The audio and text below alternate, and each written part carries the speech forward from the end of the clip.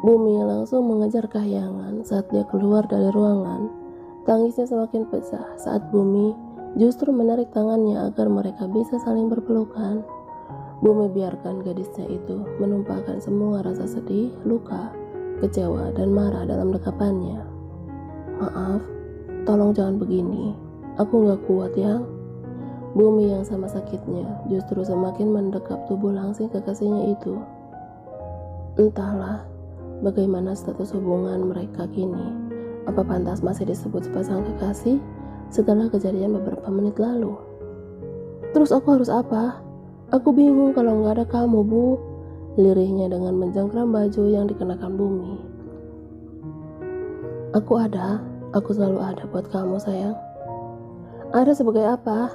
Temanmu? Mantan kekasihmu? Atau kakak angkatmu?" tanya Kahyangan sambil mendongakkan wajahnya. Bumi menghapus air mata yang jatuh begitu derasnya di kedua pipi putihnya itu. Bumi menciumnya dengan lembut penuh perasaan. "Kamu akan selalu menjadi pemilik hatiku. Kamu tahu seberapa besar cintaku kan? Aku lebih memilih menutup pintu hatiku selama 3 tahun. Aku menunggumu karena aku yakin kita pasti bertemu lagi. Dan nyatanya benar kan? Kita bertemu seperti pertama kali kita berjumpa," ucap Bumi setelah mencium kening Kahyangan. Gadis itu mulai sedikit tenang. "Sampai pada Tuhan membiarkan kita bersama sampai detik ini. Aku rasa pasti ada alasannya. Dia tidak mungkin mempermainkan perasaan yang telah kita jaga sejauh ini, Yang. Aku tetap mencintaimu." Kahyangan kembali memeluk Bumi. Dia satu-satunya pemuda yang selalu membuat perasaan Kahyangan nyaman. Maka itu, dia mungkin akan hilang arah jika Bumi melepasnya. "Aku percaya itu. Aku akan ikuti alur kisah kita sampai di mana Tuhan mungkin akan mempertemukan kita lagi di hari dan waktu yang berbeda," jawab ia yang disela isak tangisnya. Gadis pintar, kekeh Bumi yang kembali menarik tubuh Kahyangan ke dalam dekapannya. Bumi langsung pamit setelah mengantar Kahyangan pulang. Setidaknya dia ingin hubungan keduanya selalu berjalan baik. Tidak mungkin mudah baginya untuk sekaligus melepas Kahyangan. Dia akan mengulur waktu pelan-pelan sampai tepat berada di ujung batas penghalang. "Kak," panggil Melisa saat Bumi baru saja ingin membuka pintu kamarnya. "Mita melihatmu di restoran. Kalian bertengkar?" tanya Melisa langsung saat mendengar aduan dari keponakannya itu. "Mita? Aku nggak lihat, Mah," jawab Bumi. "Tapi dia yang melihatmu, Kak." Bumi berjalan 2 langkah mendekat ke arah sang mama. Dia sandarkan kepalanya di bahu wanita terbaiknya itu. Melisa yang tahu putra keduanya sedang tidak baik tentu langsung memeluknya penuh kasih sayang. "Ada apa?" tanya Melisa karena hanya helaan napas berat sang putra yang ia dengar. "Aku mundur, Mah." Melisa yang masih mengusap kepala Bumi pun ikut menghela nafasnya. "Kamu yakin? Apa yang mau?" tanya Melisa. "Harus mau. Aku sama dia dari awal sudah egois soal keyakinan, Ma. Gak ada jalan lain lagi," lirih Bumi. "Mama bangga pada kalian. Cinta kalian bukan cinta buta yang mengorbankan segala hal, termasuk iman kalian. Mama makin sayang sama Kahyangan. Ma, jangan buat aku semakin berat melepasnya," rengek Bumi. "Dia anak baik, sopan, ramah, dan taat pada agamanya. Kita doakan dia agar bertemu jodohnya yang seiman, yang bisa membawanya jauh lebih baik, Kak," rayu Melisa agar sang anak bisa menerima kenyataan bahwa iman di atas segalanya. "Padahal aku maunya egois, karena aku malas jatuh cinta lagi. Aku maunya cuma sama dia. Aku udah gak mau kenal gadis lain selain dia. Nanti aku coba rayu Allah lagi deh. Di sepertiga malamku ya, Mah. Aku sedang menahan rindu kepadanya." Itulah jawaban yang diberikan Bumi saat langit datang menghampirinya di kursi taman rumah utama. Ini adalah akhir pekan yang biasanya akan Kahyangan juga yang datang bersamanya. Seminggu berlalu semenjak kejadian tempo hari. Hanya sesekali kabar yang Bumi dapat dari gadisnya itu yang entah harus disebutnya apa saat ini. Dia memilih menyibukkan diri agar terbiasa tanpa kahyangan. Temui jika kamu rindu, ujar langit yang mengerti bagaimana gelisahnya sang adik. Nanti aku makin cinta bang, balas bumi dengan senyum kecil di bibirnya. Halalin dong, gak ada langit lagi. Gak segampang itu, aku jatuh cinta pada anak Tuhan yang begitu taat. Pastinya aku bangga bang. Langit yang duduk di sisi bumi hanya bisa merangkul adiknya itu. Mau abang kenalin sama cewek lain gak? Kekeh langit sambil menggoda bumi. Emang abang punya kenalan cewek? Bukannya dunia abang tuh cuma adek? Ledeknya bumi. Ada dong, tapi gak banyak, bisiknya sambil tergelak. Obrolan mereka terhenti saat ponsel bumi berdering di saku celananya. Dahinya mengkerut saat melihat layar benda pipi itu.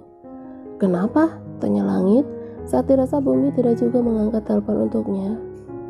Nomor gak dikenal bang, jawab bumi bingung. Angkat, kali aja penting, titah abang angkatnya itu. Bumi mengangguk sambil menggeser layar ponselnya. Halo? Sapa bumi entah kepada siapa. Bumi, tolong datang kemari, rumah kahyangan kebakaran, jawab orang tersebut. Dek, kebakaran? Gumam bumi. Tubuhnya lemah sampai ponselnya hampir jatuh jika langit tidak menyentuh bahunya. Ada apa? Kebakaran di mana kah? Rumah Yayang kebakaran bang, ucapnya sambil berlari meninggalkan langit begitu saja. Kak, bumi tetap berlari menuju garasi. Siapapun yang menyapa tidak ia hiraukan sama sekali, termasuk mamanya sendiri. Dengan perasaan yang tidak karuan, dia terus memutar mobilnya menuju rumah kahyangan yang memang lumayan jauh dari rumah utama. Dia mencoba menghubungi gadis itu tapi sama sekali tidak ada jawaban. Tunggu aku sayang, lirihnya tidak sabar ingin cepat sampai di tempat tujuan. Tidak bisa ia bayangkan bagaimana keadaan kahyangan dan ibunya, karena terakhir dia mendapat pesan kemarin sore dan itu hanya bertanya kabar. Maafin aku yang, harusnya kita gak gini kan? Sampai hal besar kayak gini malah orang lain yang hubungin aku. Gumamnya lagi sambil memukul setir mobilnya untuk meluapkan rasa kesal dan sesal. Dari jauh sudah terlihat banyaknya kerumunan di kediaman kahyangan. Sudah ada 2 mobil pemadam kebakaran dan beberapa warga. Tidak terlihat api di sana, hanya asap hitam pekat yang membumbung ke atas langit. Permisi, ucap bumi pada seseorang yang berdiri di depan pagar rumah gadisnya. Apa ada korban jiwa? Tanya bumi langsung tanpa basa-basi lagi. Dia yang khawatir tentu terlihat sangat panik. Korban dibawa ke rumah sakit? Jawab orang tersebut yang entah siapa. Rumah sakit mana pak? Siapa saja korbannya? Bumi yang tidak sabaran sampai mengguncang bahu orang itu. Rumah sakit Mitra Harapan, pemilik rumah, dan 2 orang karyawannya. Bumi langsung bergegas ke mobilnya setelah mengucapkan terima kasih atas info yang diberikan kepadanya. Mobil mewahnya kembali menembus jalan yang nampak ramai menuju rumah sakit di mana para korban dibawa yang bumi sendiri belum bisa memastikan. Dengan langkah tergesa, dia langsung masuk ke dalam bangunan besar bertingkat 5 yang begitu banyak orang berlalu lalang di sana. Tubuh tinggi putihnya kini tepat di depan meja resepsionis. Permisi, korban kebakaran dirawat di mana? Tanya bumi pada 2 orang suster yang berjaga di balik meja. Kebakaran tadi ya? Tanya salah satu perawat meyakinkan apa yang ditanyakan bumi. Iya, jawabnya cepat. Di ruang UGD? Dengan sedikit berlari, dia langsung menuju ruangan yang disebutkan tadi. Namun langkahnya berhenti saat dia melihat orang yang sangat ia kenal dan ia rindukan, kini ada dalam pelukan pria lain. Kenapa tidak mencariku? Satu pertanyaan yang sangat menyakitkan hatinya. Di mana ia mulai perlahan diabaikan oleh gadis yang masih begitu ia cintai. Bumi menarik nafasnya, ia bingung antara maju atau mundur, datang atau pulang. Punggung gadis itu begitu terlihat terguncang hebat. Siapapun yang melihatnya pasti tahu betapa sedihnya ia saat ini. Dia sedang sangat butuh sandaran, dan Alex lah yang kini dengan penuh kesabaran menopang tubuh lemasnya. Harusnya aku yang di sana, bukan dia. Bumi yang masih diam di tempat berdirinya itu tersentak kaget saat seseorang menepuk bahunya. "Kak Bumi ngapain di sini?" tanya Sela, salah satu karyawan Ibu Yayang yang sudah sangat ia kenal karena seringnya menyuguhkan Bumi minuman bila ia datang. Enggak, Sela," jawab Bumi tergagap. "Ayo Kak, ke Yayang," ajaknya sambil menarik ujung jaket Bumi. Perbincangan Bumi dan Sela ternyata mengalihkan perhatian Kahyangan dan Alex. Keduanya nampak terkejut saat melihat Bumi ditarik oleh Sela. "Bu," lirik Kahyangan. Wajahnya begitu sembab, penuh dengan kebasahan air mata. "Sayang." Bumi merentangkan tangannya agar Kahyangan masuk ke dalam pelukannya. Ia rindu gadis itu. Dengan tangis yang kembali pecah, Kahyangan berjalan menghampiri Bumi. Pemuda tampan terlihat begitu sangat mengkhawatirkannya. "Aku takut," ucapnya yang memeluk erat Bumi. "Ada aku di sini sama kamu ya," bisik Bumi sambil menciumi pucuk kepala gadisnya. Alek hanya bisa tersenyum getir melihat Kahyangan kembali ke dalam pelukan Bumi, karena dia tahu jika keduanya sempat ingin mengakhiri hubungan mereka. Tapi sebuah musibah justru membawa Bumi datang merentangkan tangannya lagi untuk gadis incarannya itu. Ibu, lirik Kahyangan masih dalam pelukan Bumi. "Sabar Yang, kita duduk dulu ya," ajak Bumi kemudian. Keduanya langsung menuju kursi besi yang disediakan pihak rumah sakit untuk para keluarga pasien yang menunggu. "Ceritakan kepadaku apa yang terjadi," pinta Bumi dengan jumlah masih memeluk lembut tubuh Kahyangan. "Aku nggak tahu, aku nggak di rumah saat kejadian, Bu. Aku lagi ikut Mas Anto antar catering, tapi tiba-tiba Sela telepon kalau rumah kebakaran. Aku sama Mas Anto langsung putar arah pulang lagi karena memang kami belum sampai ke tujuan," jelas Kahyangan.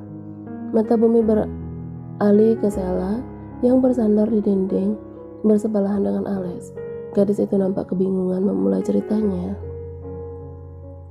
"Aku nggak tahu pasti, tapi kata polisi ini murni karena arus pendek listrik, Kak," kata Sela yang mengerti dengan tatapan Bumi. "Siapa aja korbannya?" tanya Bumi. "Ibu, Kak Meli sama Bang Fikri," jawab Sela lagi.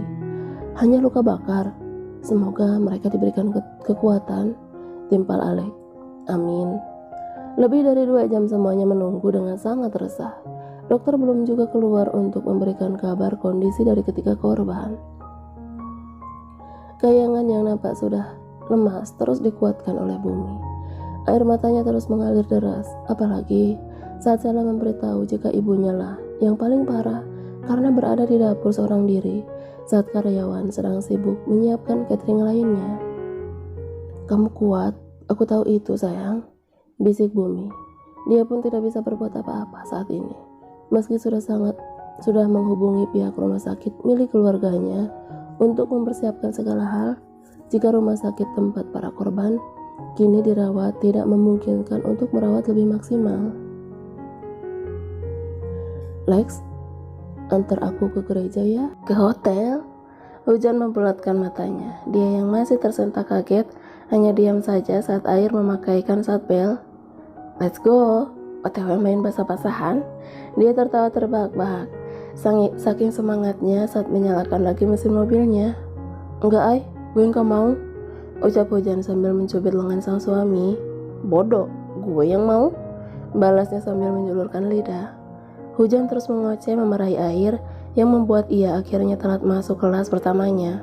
Rasa kesal jelas terlihat di wajahnya yang masih menahan amarah. "Lo harus tanggung jawab," sentaknya lagi. "Tenang, gue ada buat lo 24 jam non-stop," godanya pada sang istri yang masih merengut. Air terus memutar setir mobilnya menuju salah satu hotel milik keluarganya yang paling dekat, karena ada 7 hotel milik Rardian Group yang tersebar di ibu kota. Semuanya memiliki keistimewaan yang berbeda sesuai kelasnya masing-masing. Dan Air tentu memilih hotel yang paling mewah bertaraf internasional. "Yuk turun, kita honeymoon dadakan," ajak pemuda itu yang otaknya kini semakin tidak beres seakan penuh dengan kasur yang melambai mengajaknya untuk bermain di sana. "Enggak mau," kata Hujan. dengan tangan melipat di dada. Lo mau gue lakuin di sini? Hah? Tanya Air dengan nada ancaman. Ih, dasar otak mesum. Ngajaknya begitu mulu. Ojek Hujan semakin kesal. Lah terus, gue mau ngapain lagi? Kuliah kan nanti siang. Jawabnya santai. Ya apa gitu? Lo kan bisa main. Ini gue lagi ngajakin lo main, jangan hujan deras. Hujan mendengus kesal. Dia mengusap wajahnya sendiri, tidak peduli saat Air benar-benar sudah turun dari mobil dan bersiap membuka pintu untuknya. Ayo turun, ajaknya lagi saat pintu terbuka. Enggak mau, kekeh Hujan. Otak jayalnya mulai bereaksi saat ia menarik tangan gadis itu agar cepat keluar. Loh, Ai, turunin nggak? Enggak, turunin cepetan, sentak Hujan yang digendong oleh Air secara tiba-tiba bagai memanggul karung beras di pundaknya. Iya, ini juga gue cepetan, Jan, jawab Air sambil tergelak. Hujan menghentikan ocehannya saat dirasa dia dan sang suami menjadi pusat perhatian di lobi hotel.